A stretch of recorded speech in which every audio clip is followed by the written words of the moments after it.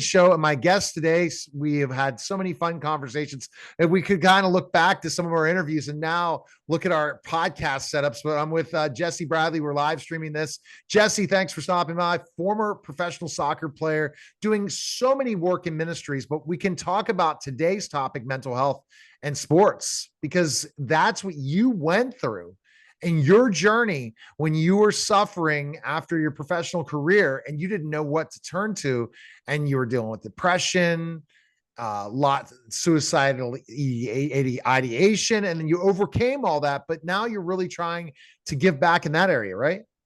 Neil, thank you so much. Congratulations too on your podcast. I know worldwide is so popular. People appreciate you because you bring inspiration, you're authentic, and you're making a difference. I'm honored to be with you today. And yes, my story includes tragedy. My childhood dream was to play professional sports.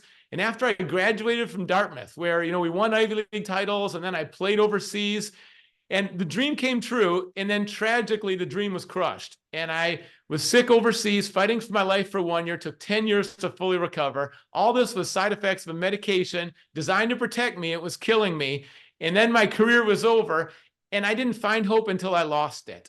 And what I discovered in that tragedy is sometimes the very best things in life happen at the very lowest points. And yes, my faith in God, the God of hope, that transformed my life. And I gotten involved in ministry now serving as a pastor in Seattle, also chaplain of Seattle Sounders. And it's a passion for me when you talk about the intersection between athletes and mental health. And what's true about sports, it's a picture of life.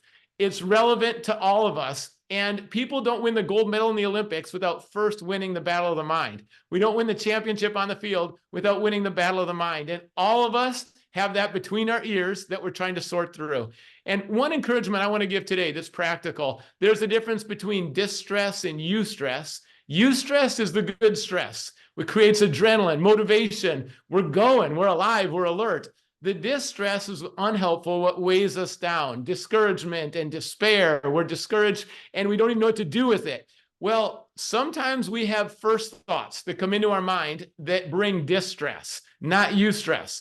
And I call this habit cultivating the power of the second thought. The power of the second thought has 3 steps. First, you recognize what you're thinking about. Start thinking about what you're thinking about. The first thought might be negative. You can't control the first thought that comes in. It could be selfish. It could be mean. You don't want it. It's not good for you. So the second step is reject it. Reject the negative first thought. Say, not in my house. I'm not going to harbor, believe, or entertain that. And then the third is to replace it. Replace it with a positive, intentional second thought. And as you do that, mental health is going to come. Your thinking is going to be sound. And when your thoughts are sound, it leads to different attitudes and words and responses.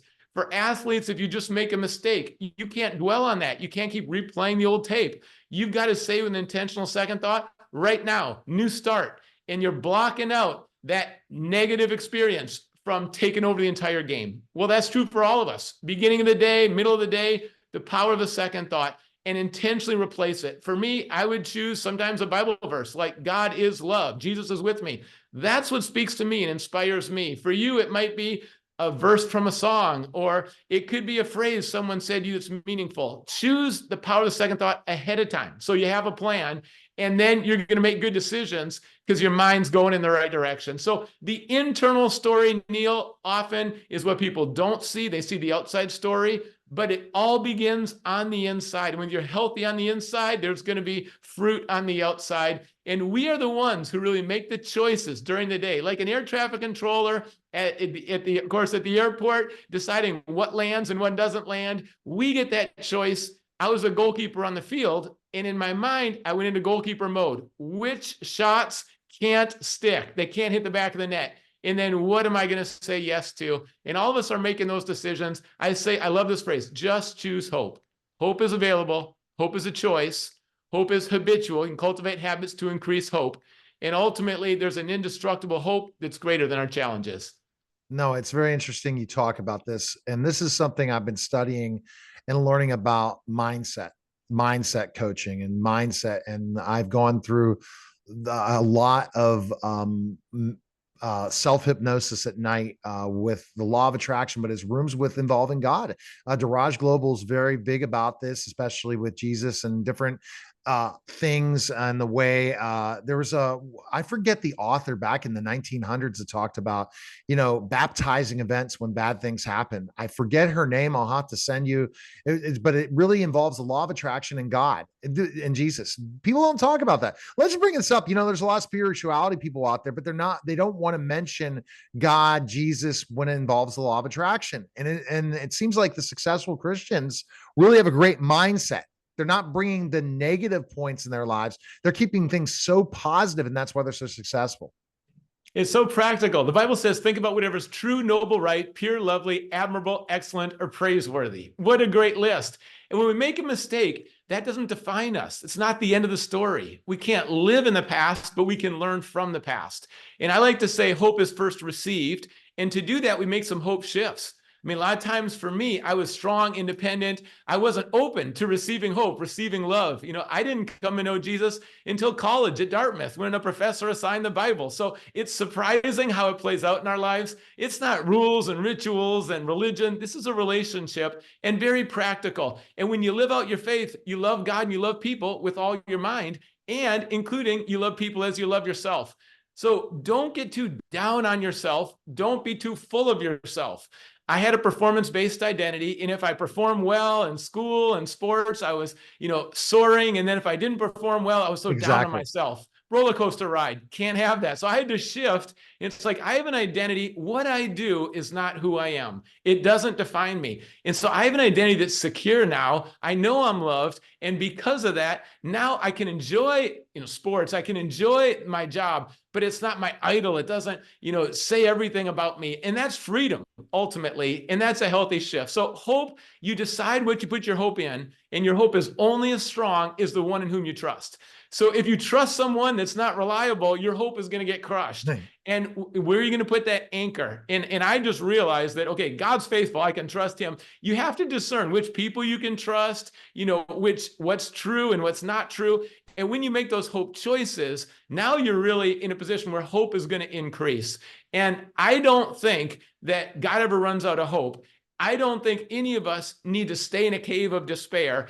I came out of that situation where literally I was battling for my mind, my mental health. My body took 10 years to fully recover. I had a heartbeat that had atrial flutter and abnormal rhythms and so many problems with my heart. But I just ran my first marathon. And I thank God for the healing. It was for clean water for kids in Africa. My own son came and ran next to me the last 3 miles. But every step I'm grateful for. Life is a gift. Every day I'm grateful for. I don't take it for granted, and I'm intentionally thankful. I call it a gritty gratitude. If you're feeling down, start serving people and start thanking people. As you thank people and you thank God, I would come up with a list. 10 things. This is what I'm thankful for. And with those 10 things, it'll make you feel better. Everything shifts when you're grateful. It completely will make you feel better. Let's talk about, performance-based athletes and the successful performance-based athletes. It's all mindset. So the most successful athletes in the world, if you would have had that mindset, Jesse, like using God on the field to the level and professional and not gotten to that point, where do you think you would end up as a pro athlete if you really had things right now? It's learned. So much of what we're talking about today, mental health, I didn't learn it in the classroom. I learned it because I went through a trial. But yes, then you can go back and apply it. And what they did in terms of research with top professional athletes is they found the upper echelon. This was true in tennis. The top 5 out of the top 25. The top 5, the difference is not ultimately their sleep or their nutrition. Their difference is not in the outward. It's in the inward and the thinking. Wow. And what they found is that they can bounce back quickly and they stay positive. So they continue during the match to say, I'm grateful. I get to play today. This is the sport I love. I'm going to have a good time. I'm going to enjoy this competition. This person's bringing out the best in me. There's all kinds of challenges for an athlete during the game. There's the pressure you put on yourself. There's a bad call by the ref. There's the other team. There's the fans. I mean, everything's flying at you. There's bait everywhere. And for all of us, there's bait that we can take. But when we say no, and then on the other side, a yes, because every time you say no to something, it opens the door in our lives for saying yes to something else, and make room for God, make room for hope, make room for gratitude. As you do that, it's a different trajectory. A lot of times we end up in the wrong spot because we're 1 degree off. And 1 degree off doesn't sound like a lot at the start, but then over time and travel, 1 degree off, if you think you're heading to Hawaii and going to land there, you realize now I'm going to land in the ocean. I'm 1 degree off. So we go back and we realize this is where I was 1 degree off. We make that hope shift, which is life-giving. And it's true for me with athletics. It's true also just as a parent, in my marriage, in my work I do. I'm always, that renewing of the mind is so helpful. And as a chaplain, how much are you helping these young players, even though they're professional athletes, not make the mistakes you made and teach them? Absolutely. That's the joy, both now in the chaplain role and even as a parent. I know the choices I made. I know there's a better way, and I can coach them along with that. I talk to the players sometimes about the joy of being able to put on a Sounders jersey, the joy of being able to play with teammates that, fans that are cheering you on, the joy of being healthy. Like, enjoy this, because there's a bell-shaped curve for athletes.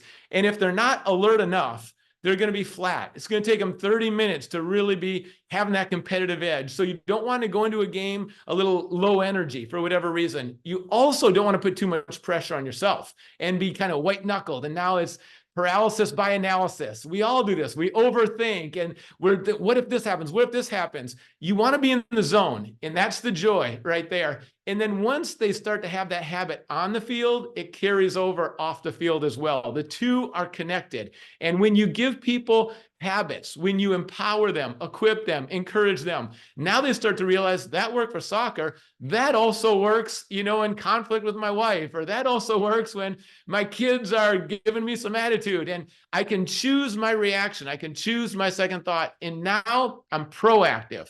Now I'm not victim mentality, because there's some things no one can take away from you. Your attitude, your work effort, right? Your prayers, your gratitude. Like, there's a lot of things in life, the most important stuff, that no one can take away from you. So don't give those hope thieves too much power. Don't let them come into your house and hang out there. Set that limit, and then guard what's most important. I mean, the thoughts are amazingly crazy how we're not teaching this in mental health enough about our thoughts. And we don't want to bring out a lot of the negative things that have happened to us, because then our thoughts will continue as a subconscious to really ruin us from getting in success in life.